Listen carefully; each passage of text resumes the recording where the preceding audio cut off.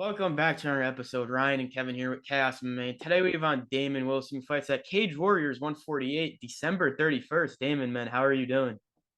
I'm doing wonderful, guys. Appreciate you having me on.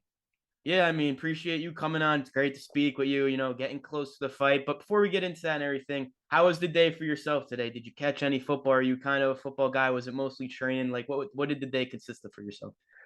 You know what? I do follow a little bit of football. I'm a Raiders fan, so I think they played the Thursday night game. So I didn't watch a whole lot. I did a little bit of rock climbing, some grocery shopping, laundry.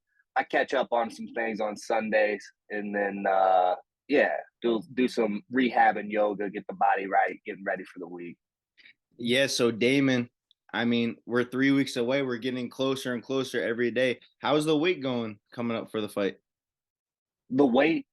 Yeah, the weight. Yeah, man. The weight's never too big of an issue. I'm pretty trim year round. I do a lot of road work. So I'm probably about 160 right now. Cutting down to 145. So it's not too bad a cut. I try to. I'm still working really hard in this camp, so I gotta get plenty of calories in me. Um, but yeah, here in the next week and a half, I'm really gonna have to start cutting down, and then a little water cut over in London, and we'll be ready to rock. Yeah, and so yeah, like you're saying now, you're about to like start getting the real cutting going down. So, so like, how is your diet like? Are like, what are you eating throughout the days? Is it? I know it's not normally when you're outside of camp because I'm sure there's plenty of junk food and alcohol involved, For but sure, for sure. but when you're in camp, what are like how many meals are you eating a day? Are you eating all three meals? Yeah, Doing the keto? yeah. Usually, in the mornings, I'm a coffee and banana guy before practice. So we do like 10 o'clock practices. So I'll do a coffee and banana. Give me a little energy, give me a little boost through practice, and then I'll hit my protein supplement shakes afterwards. And then usually, man, I'll do lunch and then supper. And it's probably not the greatest. I eat a lot of red meat. I know a lot of people don't do that in their diet, but I usually go with whatever my body is comfortable with and what I feel like I'm best on. So I eat a lot of red meat. I eat steaks. I eat cheeseburgers. Yeah, and then I'll get my green supplements in as well. So I got some supplementation that I help out with there. And then of course a lot of fruit just get me, quick energy and stuff like that. But it's not too bad. My favorite thing lately as far as diet goes, I like I read up that a little bit of carbs and sugar after a practice is good for you, and it helps the protein get to your body. So I'll get some pancakes and a little bit of syrup after practice. So that's always Yeah, pretty nice. yeah. So weight cut wise, it sounds like everything is going good, but training wise, are you specifically training in any areas of your game for your next opponent? Yeah, I mean, we're always training, everything in mixed martial arts you got to. I've done a lot of cardio as always. I gotta get my cardio as high as possible, get it peak. That way I can push a fast pace in the fight. That's how I want to fight. I want to push these guys at a fast pace that they're uncomfortable at. And as you've seen in some of my past fights, guys start fading, and that's when I can take advantage and my power starts really shining through. So yeah, that's always number one. And then really other than that, it's just getting my sparring rounds in. I'll get some sparring rounds in this week. And I've been doing a lot of grappling wrestling rounds, a lot of live goes with some really high caliber guys in our gym. So yeah, it's just a well-rounded camp. It's same thing as usual, rinse and repeat. I'm a routine got kind of guy. So yeah, I do the same thing for damn near every fight. Yeah, it seems like cardio is like one of the most important things in the sport nowadays because you see when fighters get like really tired, that's over for them. Like they can't continue, they start getting hit and everything. But for you, when you got this offer December 31st, did it ever cross your mind like, wow, December 31st, get a win, great year to end the year off, then go into 2023, starting off fresh? Did that ever cross your mind when you got this fight offer? Yeah, of course. That was the thing. I wanted to get 4 fights this calendar year. I'm gonna fall short of that, but when I realized that I wasn't gonna reach that goal, I at least wanted to get 3 in. So when I saw him come out with the New Year's card, I was already planning fighting on that card before my last fight even was through. So that was the plan all along, and I was lucky enough to get a quality opponent. And I'm super excited to get one more in, bring in the new year with an ass whooping, and yeah, man, it's exciting stuff. Yeah, I mean, I'm sure you're excited. I mean, 3 fights, that's so active. You know, some Wait, fighters well, only hold on, fight Ryan. once a year. Before you ask it, Damon, I just have one question. Do you think going into this fight, do you think your cardio is your biggest weapon going into this fight? Yeah, probably. I think that every fight. I think I'm technically sound for sure. And I've got a lot of variety in what I can do and what I can accomplish in there. A lot of different ways to finish, but when it comes down to it, I mean, everything. The foundation is built on cardio, and like I said, I push a pace that makes these guys uncomfortable, and that's always the objective. So yeah, I would say that's the one. That's the number one. Yeah, I Yeah. think so too. I mean, cardio, wrestling, striking, you seems like you're working on it all. 3 fights this year, very active. Not many even get like more than one. Great, so great year so far for yourself. I'm sure you want to end it on a bang. But for this fight, how are you expecting this to play out against Tobias? Like, is there a certain area where you think this fight's going to take place? I know you can't predict a fight because you can't predict the future with a fight. But how do you expect this fight to play out? He's gonna come at me and try to take my head off, man. That's what he does. He fights pretty similar in all of his fights as well. It's a similar style as me as far as coming forward, chin tucked, hands up, looking to push a pace and trying to hurt guys with combination punches. So there's some similarities there. He hasn't shown a lot of wrestling or willingness to engage in the clinch or the grappling departments. So I think that, that could surprise him a little bit if I level change and drop him on his head. But he's definitely going to be coming fast and furious. That's what I expect. His nickname is Bad Intention, so he's bringing the bad intention. He's going to try to get me out of there. I know he's super motivated coming off of the loss. So I've just got to stay focused, laser focused, locked in. Mistakes are going to have to be limited in this one to get the performance that I'm looking for. Yeah, so Damon, I gotta ask you. So I want an official prediction. Damon wins by blank on December 31st. What's the official answer? I mean, I gotta go KO, right? That's what the people are looking for. That's what I like to do. I like to put them away. So if I'm getting it my way, then that's gonna be a first round KO. Try to get out of there as quick as possible, and of course, getting it done by knockout. Can't wait. Yeah, Can't wait. yeah, and so of course we know your teammates with Dominic Cruz.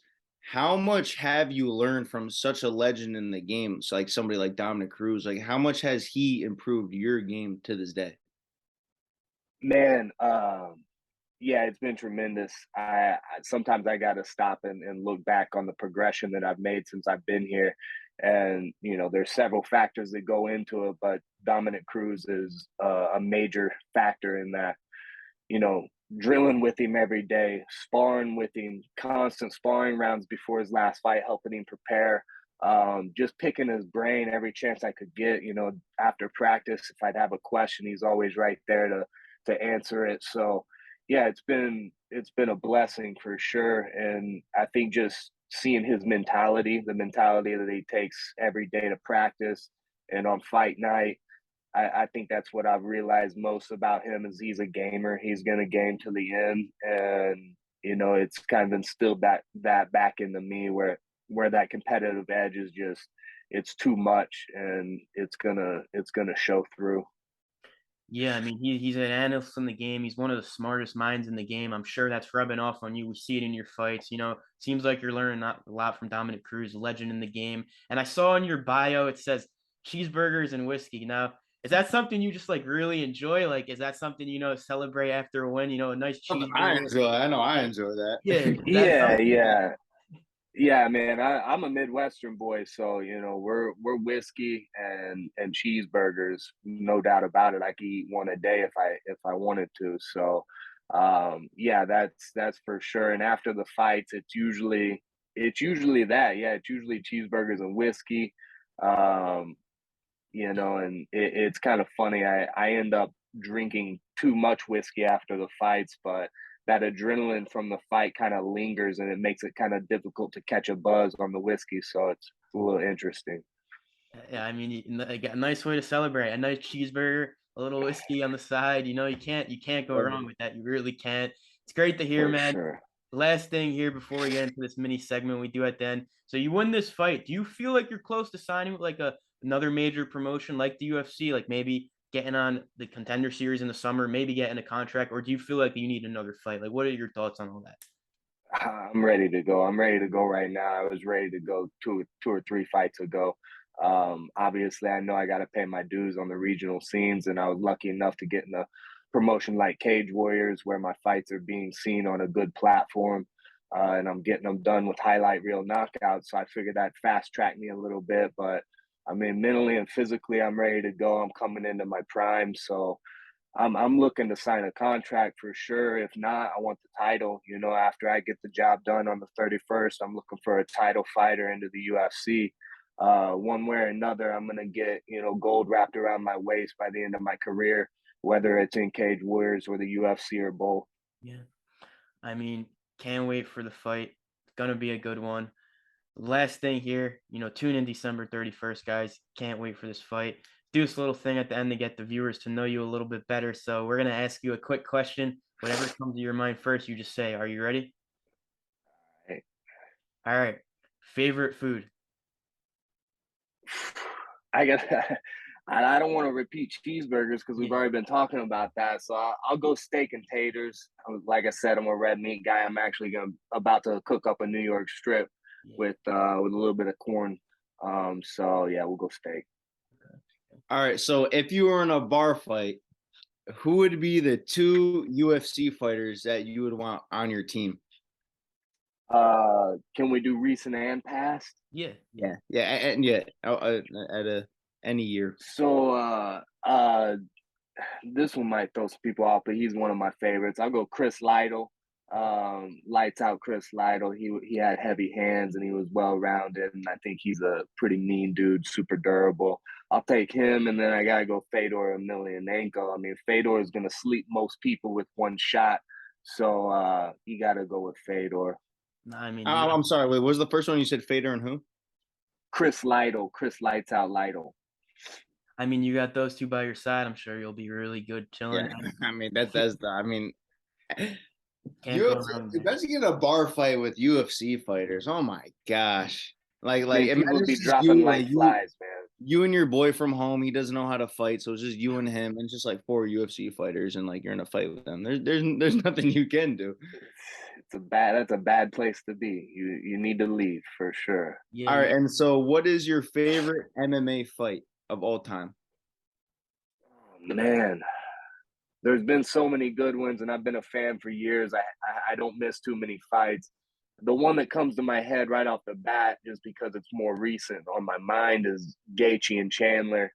I think it went down last year, maybe got fight of the year, but man, those are two of my favorite guys. I knew they were going to throw down, and just watching that fight, I remember just being like, I had like chills watching it. So yeah, Gaethje Chandler. Yeah. Yeah, and so last one here. Where does Damon see himself in a year from now, MMA wise? Oh man, a year from now, next December. Yeah, I mean, I better be in the UFC, right? Like, let's get it done. Yeah. I'm thinking by that time I should have another two or three wins, maybe four. I don't know. I'm looking to stay active. So yeah, we're going to the league. Can't wait, man. I can't wait. Thank you so much again for coming on and taking time out of your day. And actually, I'm sorry, I have one more question for you. Did you watch the UFC fights last night? Man, I'll tell you what, I actually missed the main card because I was looking for an illegal stream. I couldn't find one, so I Oh, ended up okay, but missing did the you main watch the card. Paddy Pimblett fight though? No, I heard it was. I Okay. heard it was rough judging. Yeah, I was gonna ask I you on your prediction on the decision, but if you didn't watch it, then you don't watch it. I was following it on SureDog. They had it 30-27 Jared Gordon. So That's I how don't I had know. it. I had it 30-27. I did not see a single round that Patty Pimble won. That was the craziest judging I've ever seen. But anyway, I don't know, man. Patty's got a lot of big hype around him. yeah, that's a lot of hype. But thank you so much again for taking time of your day and coming on. If you want to shout out any social media or sponsors, the floor is yours, man. Yeah, I mean, hop on my IG, Team Wilson 145. I'll be posting a lot about my sponsors this upcoming fight. Thank you to all of them. Yeah, fans, friends, supporters, everybody, much love. I appreciate you guys for, giving guys like us an outlet to come on and talk about the fight. So appreciate that for sure. Awesome. Yeah, Thank you. we appreciate you coming on, man. Thanks again for your time. Good luck, and we'll catch up after the Hell fight. yeah. Yeah. Thanks, Have brother. a I good one, man. appreciate it.